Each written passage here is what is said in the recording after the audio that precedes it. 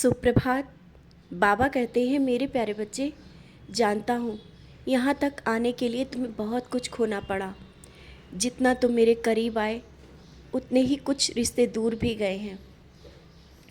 शायद तुम्हें लग रहा होगा कि ऐसा क्यों हुआ, लेकिन अब तुम्हें समझ में आने लगा होगा कि जो रिश्ते, जो लोग झूठे थे, जो रिश्ते बिना मतलब के थे, सिर्फ स्वार्थ के लिए जुड़े थे, वो तुमसे दूर गए।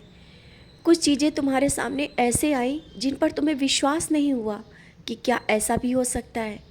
वो चीज़ें भी तुम्हारे सामने आईं और तुम्हारा मन दुखी भी हुआ।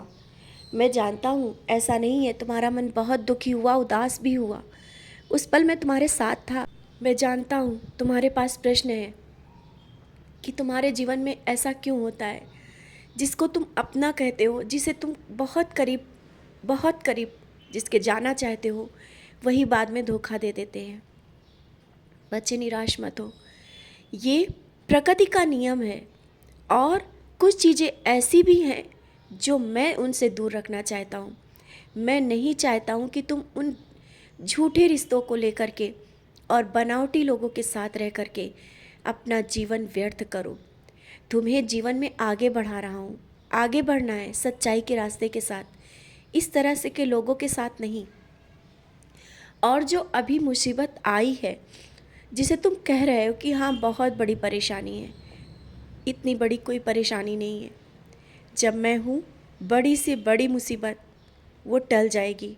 बस तुम्हारा विश्वास कमज़ोर नहीं होना चाहिए। बीमारी हो या कोई भी परेशानी हो, बीमारी है तो जाएगी, वो रुकेगी नहीं। उदी का सेवन करते रहो और जिसके लिए दुआ कर रहे हो उसको भी दो। घर में उदी नहीं है, परेशान हो, मेरा नाम लेकर के अगर मिट्टी भी उठा करके भाव से तुम लोगे ना, वो उदी होगी। आज इसी वक्त करके देखना, हर एक बला, हर एक परेशानी अवश्य दूर होगी। और तुम्हें लग रहा है ना कि इस समय तुम पूजा नहीं कर पा रहे हो, मुझसे दूर जा रहे हो, इस बात को लेकर चिंता करने की तुम्हें कोई ज़रूरत नहीं है। क्योंकि जब मैं जिसका हाथ पकड़ता हूँ कभी छोड़ता नहीं हूँ। उसके लिए ये ज़रूरी नहीं है कि तुम ज़्यादा देर तक मेरे पास बैठोगे तभी पूजा होगी। अपना स्वास्थ्य का ध्यान भी रखो। और मेरे पास नहीं बैठ पा रहे हो, कोई बात नहीं, नामस्मरण करते रहा करो। नामस्मरण करने के लिए तुम्हें स्नान करने की और साफ रहने की कोई ज़रूरत नहीं। मन साफ है तुम्हारा, बस इतना ही। और हाँ, तुम जिस खुशखबरी का इंतज़ार कर रहे हो ना, वो आने वाले महीने में बहुत ही बड़ी खुशखबरी तुम्हारे पास आने वाली है, जिसके लिए तुमने मेरे पास अर्जी भी लगाई है, बार बार कहा भी है। वो तुम्हारी नौकरी से जुड़ा या तुम्हारे बच्चों से जुड़े कोई कुछ ऐसा हो सकता है जो तुम्हें बहुत प्रसन्न कर देगा। तुम्हारे घर में, तुम्हारे जीवन में बहुत बड़ी खुशखबरी प्रवेश करने वाली है, जिससे तुम्हारा जीवन बदलेगा। और जो परेशानी है धीरे धीरे सब दूर हो जाएंगी। और जो पैसों का इंतज़ाम नहीं हो रहा है ना, वो भी इंतज़ाम हो जाएगा।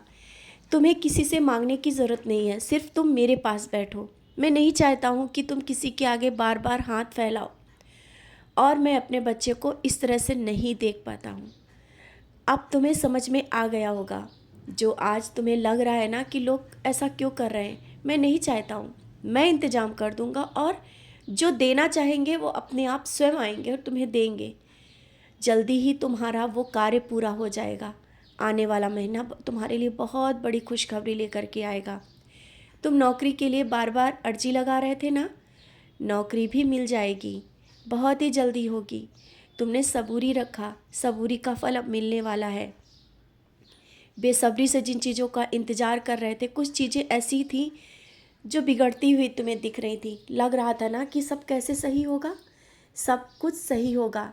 समय के साथ सब चीज़ें ऐसे सही होती चली जाएंगी कि तुम्हें पता ही नहीं चलेगा। बच्चों के बारे में सोच रहे हो, परिवार के बारे में, वो सब कुछ सही होता चला जाएगा। जिसे तुम्हारे मन में एक प्रश्न के साथ जो परेशानियां भी चल रही हैं और प्रश्न भी चल रहे हैं, वो सब सही होगा, सब कुछ मिलेगा। मैं बोल रहा हूँ ना, आने वाला महीना तुम्हारे लिए बहुत बड़ी खुशखबरी लेकर आने वाला है।